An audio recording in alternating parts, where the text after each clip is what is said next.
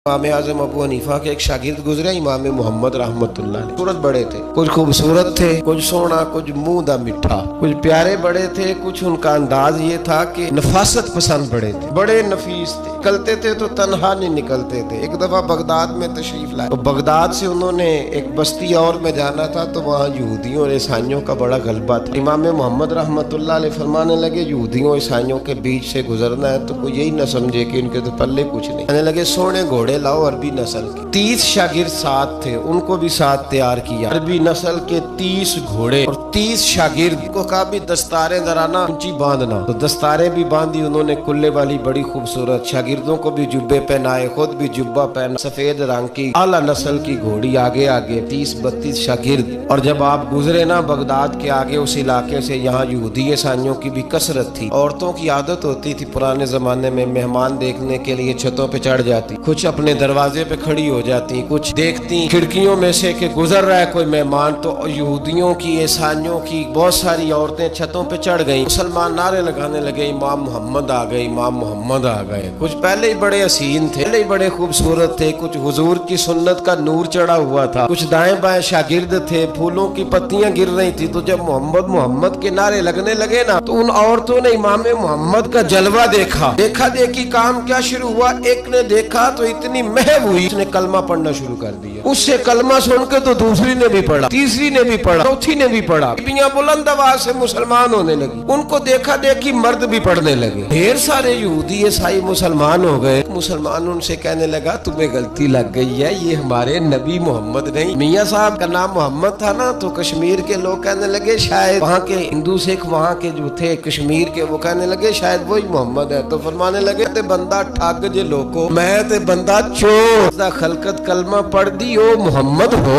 मैं ते बंदा ठग जे लोको, मैं ते बंदा चोर, जिसदा खलकत कलमा पढ़ दी ओ मोहम्मद हो। तो इमाम मोहम्मद रहमतुल्लाह अलैह को नारा लग रहा था, तो एक बंदा कहने लगा ये वो वाले मोहम्मद नहीं, ये हमारे नबी पाक सल्लल्लाहु अलैहि वसल्लम मोहम्मद सल्लल्लाहु अलैहि वसल्लम नहीं, ये वो नहीं, ये तो हमारे एक इमाम है, इमाम मोहम्मद, वो वाले नहीं। अब वो कुछ लोग चुप थे, कुछ सोच रहे थे, कुछ बात कर रहे थे। तो एक बूढ़ी अम्मा अपने अंदाज में बीच में से बोली, कहने लगी चल बेटा छोड़, मैं पढ़ने दे कलमा। अगर मुसलमानों के छोटे से मोहम्मद का ये हाल है तो बड़े मोहम्मद का क्या हाल है, वह पढ़ने दे हमें कलमा। ये हाल है उनके गुलामों का तो सरकार का आलम क्या। बात इमाम मोहम्मद की चाल निकली। बताना ये चाह रहा था कि इमाम मोहम्मद रहमतुल्लाह अलैह से एक बंदे ने एक दफा मसला पूछा। उसने कहा हजरत साहब मैं गया था मंडी, वहाँ से लाया हूँ एक टोकरी आम की और एक टोकरी सेब की, तो मैं वो लेके आया हूँ। मैंने जब घर ला के उसको खोला है ना, आधे सही निकले हैं। होता है ना जी, अल्लाह खैर करे, जो दयानतदार ताजर है अल्लाह आजकल मेहरबानी फरमाए। वो हमारा रेडी वाला भी बड़ा ईमानदार है, हम क्या करें सदर की बात। वो भी सामने सामने जो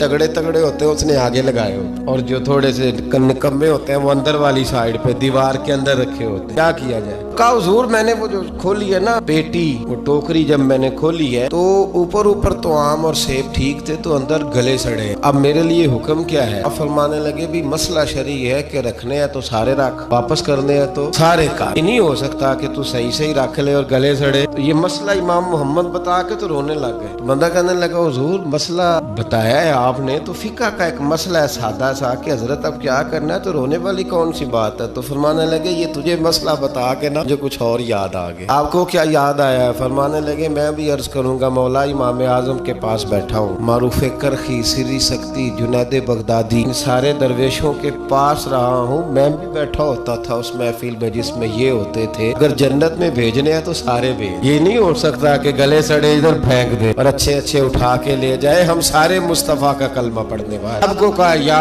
अय्युहल्लज़ीना आमनू, हम सब का इकट्ठा नाम। लोगों की जो मोहब्बत है ना वो फायदा देगी। लेकिन हमारे यहाँ ना करामते, मेरे जैसा शख्स जब भी करामत सुनाता है कहता मेरे हजरत साहब का मुझसे बड़ा प्यार। भाई वो तो प्यार करेंगे ही, वो तो बरखा है। तू बता तेरे अपने दिल का हाल क्या है, तू अपनी बात कर अपनी, तू बता तेरे अंदर की कैफियत क्या है। इसलिए कि तेरे काम जो आएगी वो तेरी मोहब्बत आएगी। हजरत हरम बिन हयान रहमतुल्लाह ताला अलैह फरमाते मैं हजरत अवैस करनी को ढूंढने चल पड़ा। ढूंढने भी उसे निकला जिसे किसी ने नहीं ढूंढा और जो कभी किसी को नहीं मिले। हजरत अवैस करनी کرنی، یہ فکرہ کسی درویش نے نہ حضرت اویس کرنی کے لیے کہا، یہ فکرہ پورا فیٹونی پہ آتا ہے، اسی کسی دے کچھ نہیں جلاگتے تے نہ کوئی ساڈا دردی، کوئی جرانہ نہیں، کوئی دوستانہ نہیں۔ حضرت اویس کرنی کا مزار بھی کنفرم نہیں کہ کدھر ہے، اپنا جو ہے انداز سارے زمانے سے علیحدہ کر کے رکھا انہوں نے، علیحدہ الگ تھلگ۔ حضرت خواجہ اویس کرنی کو ڈھونڈتے ڈھونڈتے کرن گیا، دھرم بھی نہیں، یہ داتا صاحب نے اس کو لکھا ہے، فرماتے میں گیا تو مجھے لوگوں نے کہا وہ تو حج کرنے چلے گئے، کہتے جب میں مکے گیا تو میں نے لوگوں سے پوچھا اویس کرنی آئے تھے، کہنے لگے ہم تو نہیں جانتے۔ تو میرے جیسے لوگ ہوتے ہیں نا جن کی تصویریں زیادہ نکلتی ہیں تو جن کی ویڈیو زیادہ ہوتی ہے تو لوگ زیادہ جاننے لگتے ہیں، ورنہ رب کریم کے بندے تو چھپے ہوئے چکر میں پڑے ہی نہیں۔ کون اویس کرنی؟ انہوں نے کہا کہ حضرت اویس کرنی، چہرے پر برس کے داغ ہے، زور سا وجود ہے، زیادہ گھنی نہیں۔ جب حالات بتائے تو کہنے لگے اس طرح کا ایک شخص آیا تھا، اس نے طواف کیا تھا، پہلے بھی دنیا کرتی ہے پر جب اس نے کیا ہے نا اس کے طواف نے وہ خود بھی رویا ہے اور بھی بڑے روئے ہیں۔ وہ جب حجر اسود پہ آیا ہے تو رنگ بدلتا دیکھا ہے۔ وہ کدھر گئے کہنے لگے پورا نہیں پتا، اتنا ضرور خبر ہے کہ ان کے انداز بتاتے تھے کہ اب مدینے جائیں گے۔ جناب حرم بن حیان کہتے ہیں پھر میں مدینے گیا، میں خواجہ اویس کو ڈھونڈا، میں نے کہا یار میں نے حضرت خواجہ اویس کرنی کو ملنا ہے، کسی نے بتایا ہے کہ وہ مدینہ شریف آئے، تو لوگ کہنے لگے ہم نہیں جانتے وہ کون۔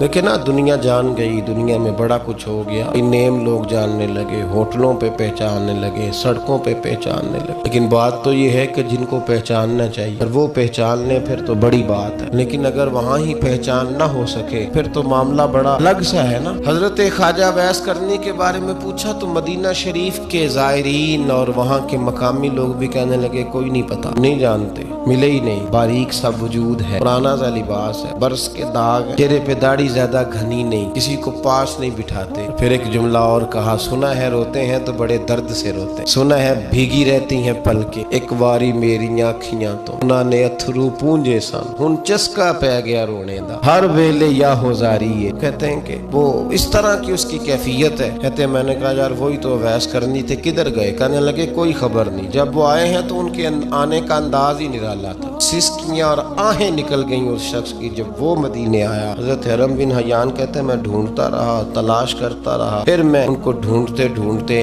عراق میں آیا تو نہر فرات کے کنارے کمزور سے آدمی کو ریت کے ٹیلے پر بیٹھ کے وضو کرتے دیکھا۔ کہتے ہیں جب ان کا وضو مکمل ہوا تو میں نے کہا السلام علیکم، کہتے انہوں نے چہرہ نہیں پھیرا، وہیں بیٹھے بیٹھے کہنے لگے وعلیکم السلام یا حرم بن حیان۔ کہتے میں نے کہا کہ من انت، آپ کون ہے؟ تو کہنے لگے وہی ہوں جسے تو مکے اور مدینے ڈھونڈتا رہا۔ کہتے میں نے کہا حضور آپ میرا نام کیسے جانتے؟ بڑا خوبصورت جملہ، اللہ کرے آپ کو یہ یاد رہ جائے، سبق کبھی نہ بھولنا۔ بابا صاحب کے مزار پہ گئے تو خالی آ گئے، داتا صاحب گئے تو خالی ایسے چلے گئے، فارغ لوگ تھے، کوئی کام نہیں تھا کہ بابا فرید کی گلیوں میں گھومتے رہے، فارغ تھے کہ 2 بجے حضرت سلطان باہو رحمت اللہ علیہ کی جالیوں کے سامنے کھڑے رہے۔ یہ کیسے ہو گیا کہ محدث اعظم کے مزار پہ کھڑے رہے؟ ایسے ہی کوئی بات تھی؟ حضرت اویس کرنی بول کر فرمانے لگے، کہنے لگے کہا تو نے کہ میں تجھے کیسے جانتا ہوں؟ فرمانے لگے تو مجھ سے پیار کرتا ہے، عرفت روحی من روحی کا، میری روح تیری روح کی جاننے والی ہے، یہ روحوں کا رشتہ ہے، یہ خطا نہیں جایا کرتا، عرفت روحی من روحی کا، روح تیری روح کو جانتی ہے۔ کیسے ہو گیا؟ ایسے لوگ تھے، تو اتنی جگہ مجھے تلاش کر آیا اور میں تجھے جانوں نہ، یہ کیسے ہو سکتا ہے؟ یہ کیسے ممکن ہے؟ ڈھونڈتا رہا گلی گلی، میں کہوں میں تجھے جانتا نہیں؟ فرمایا حرم بن حیان میں ہاں میں دعا کرتا ہوں اللہ کی بارگاہ میں کہ رب کریم مجھے اور تجھے جنت میں اکٹھا کر دے۔ جب انہوں نے یہ دعا کی تو وہ چل پڑے۔ میں نے کہا حضور کہاں جا رہے ہیں؟ فرمانے لگے میرا پیچھا نہ کر، میں کسی اور منزل کا مسافر ہوں، جس رستے میں چل رہا ہوں نا ان منزلوں پہ ساتھ نہیں کسی کو لیا جاتا، میری اپنی ذاتی منزل ہے، اس میں پاؤں پہ چھالے ذرا سخت ہوتے ہیں، ہر آدمی کا نہیں یہاں چلنا، تو مجھے تنہا رہنے دے اور مجھے اپنی مرضی سے چلنے دے۔ کہتے میں نے منت کی تو کہنے لگے بس تو نے جدوجہد بڑی کی تھی تو تیرے ساتھ ملاقات کر لی، یہ پہچان لیا، تیرے ساتھ بات کر لی، ورنہ میں کہہ چکا ہوں اسی کسے دے کچھ نہیں لگ دے۔ اسی لیے میں نے حضرت غالباً امام شورانی رحمت اللہ علیہ کے حوالے سے پڑھا ہے کہ قیامت کے دن جب حضرت اویس کرنی جنت میں جائیں گے تو ممکن ہے اس وقت بھی لوگوں کو دیدار نہ کرایا جائے، بلکہ امام شورانی کہتے ہیں اللہ 70,000 فرشتے ان کی شکل کے پیدا فرمائے گا اور ان کے جھرمٹ کے اندر چھپا کے انہیں جنت میں داخل کرے گا۔ ملاقات کس سے ہوگی؟ صرف انہی سے ہوگی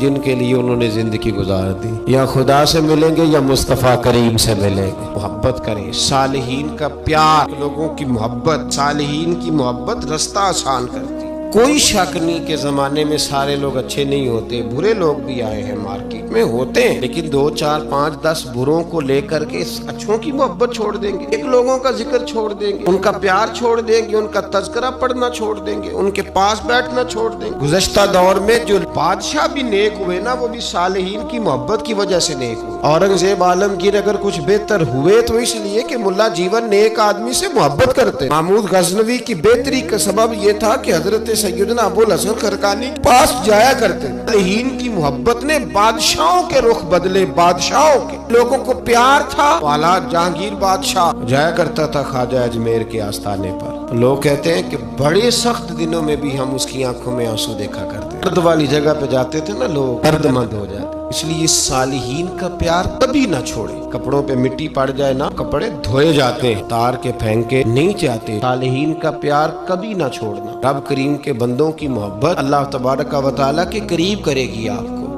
पीड़ा नू मैं सीने लावा ते मैं हसदी जावा, ओ पीड़ा नू मैं सीने लावा ते मैं हसदी जावा, धुप्पां दे नाल लड़ लड़ के मैं लभियां अपनियां छावां, दुख भी अपने सुख भी अपने मैं ते बस जाना, सब नू समझ के की करना है, दिल नू ए समझावा, तू झूम झूम झूम, तू झूम झूम झूम, मैं दीवानी कुछ ना जाना, मस्त होके गावा, दुनिया राजी करके कबले फिर भी चैन न आना, सारी खुशियां मिल जामन ते पीछे की रह जाना।